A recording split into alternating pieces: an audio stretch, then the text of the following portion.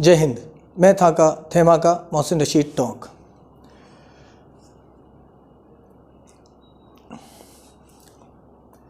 जय हिंद।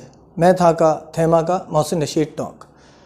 कल ख़बर आई कि मेरी एक क्लास फेलो थी, बहुत ही शाइस्ता पाकीज़ा सी लड़की, उनका इंतकाल हो गया। मालूम करने पे पता चला कैसे हुआ, तो पता चला कि लड़ रही थी, कोविड था, उससे लड़ रही थी।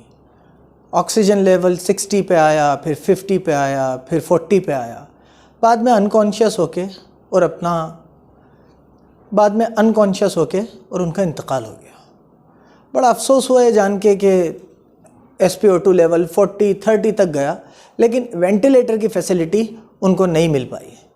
उसके बाद दोबारा आज फिर रोज़े से पहले दोस्त की वालदा की ख़बर सुनी कि मेरे दोस्त हैं, उनकी वालदा का इंतकाल हुआ। उनका भी यही हुआ कि कई घंटों से उनकी SpO2 ऑक्सीजन लेवल सैचुरेशन 40-50 चलता रहा, फिर वो कई घंटों से उनका ऑक्सीजन लेवल सैचुरेशन लेवल 40-50 चलता रहा, फिर वो 30 पे लड़ती रहीं और उसके बाद उनका इंतकाल हो गया।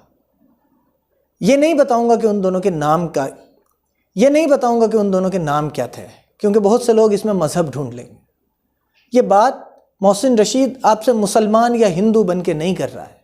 ये बात मोहसिन रशीद सिर्फ मुसलमानों से नहीं कर रहा है, उनसे कर रहा है जिनके बाप दादा इस शहर में पले बड़े, जिनके बाप दादाओं ने इस शहर में अपनी ज़िंदगियाँ गुजारी, जो इस शहर टोंक को दिल व जान से मोहब्बत करते हैं। मैं उन लोगों से ये बात कर रहा हूँ, एक टोंक का एक छोटा सा फिक्र करने वाला, टोंक का एक बाशिंदा होने के नाते। हमने बड़े बड़े पॉलिटिशियंस दिए, बड़े बड़े नाम दिए, लेकिन हम हमारे घर वालों को उनसे जिनसे हम मोहब्बत करते हैं, उनको क्या दे रहे हैं? उनको दे रहे हैं उखड़ती हुई सांसें, जिनको एक वेंटिलेटर का भी सपोर्ट नहीं मिल पा रहा।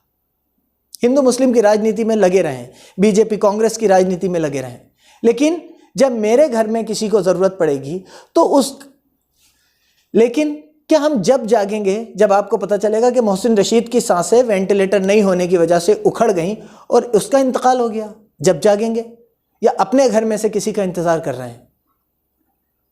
मेरी आपसे टोंक का होने के नाते हाथ जोड़ के गुजारिश है कि अब इस मामले को इतना हल्के में मत लीजिए।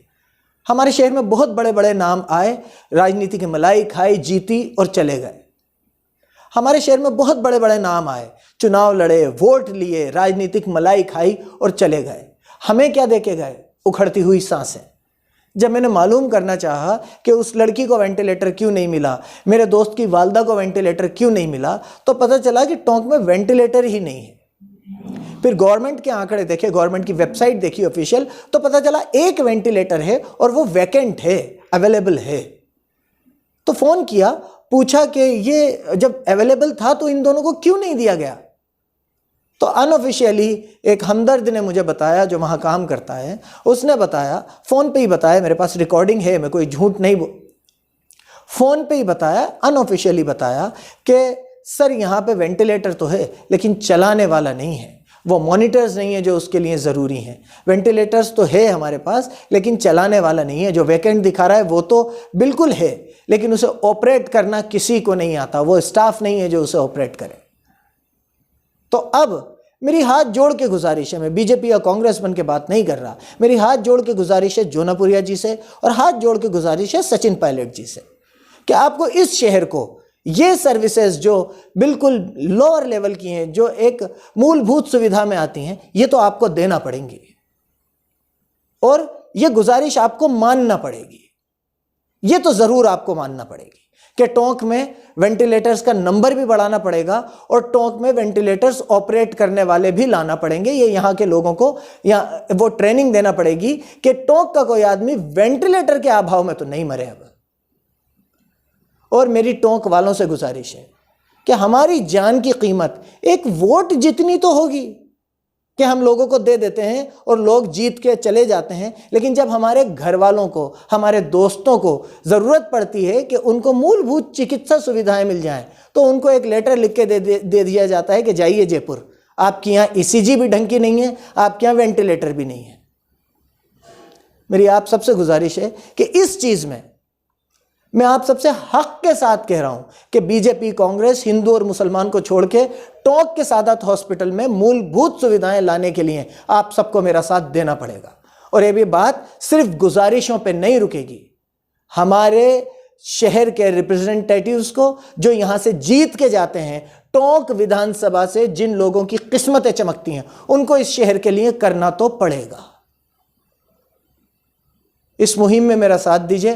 टोंक सादत हॉस्पिटल में वेंटिलेटर्स का नंबर बढ़वाने में और उन्हें इस कंडीशन में लाने में कि किसी के लिए वो मदद देने लायक हो सकें, किसी पेशेंट की वो ज़रूरत पूरी करने लायक हो सकें, उसमें स्टाफ हो। इस मुहिम को और उन वेंटिलेटर्स को इस कंडीशन में लाने के लिए कि जिसको ज़रूरत हो वो उसको वो सांसें दे सकें, जिसको, और इस मुहिम को और इन वेंटिलेटर्स को उस कंडीशन में लाने के लिए कि वो वेंटिलेटर्स की तरह काम कर सकें।